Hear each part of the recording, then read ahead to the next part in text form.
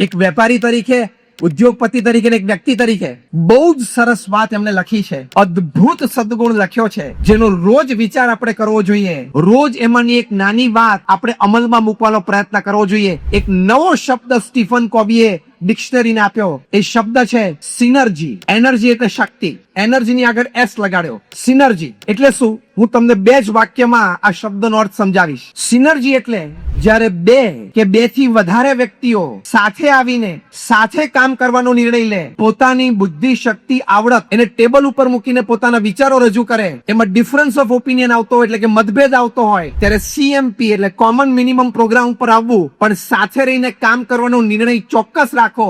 સાથે રહીને કામ કરે અને જે સફળતા મળે, એ સફળતાનો જે આનંદ આવે, એ આનંદમાંથી બીજી વખત પણ સાથે રહીને કામ કરવાનો અને મોટા સર્જન કરવાનો જે શક્તિ પર પ્રગટ થાય, એ શક્તિને સિનર્જી કહેવાય. એટલે સંપમાંથી ઊભી થયેલી શક્તિ એને સિનર્જી કહેવાય. આ આપણો સંપ છે. ગોવિંદ કાકાએ 3 શબ્દ સરસ વાપરેલા કે આ આપણો સમાજ છે અને આ જ વિશ્વ છે, કારણ કે વિશ્વને માર્ગદર્શન આ પાટીદાર સમાજની આ સમિતિમાંથી પ્રાપ્ત થવાનું છે. એટલે આ એક સંપની ભાવના રાખી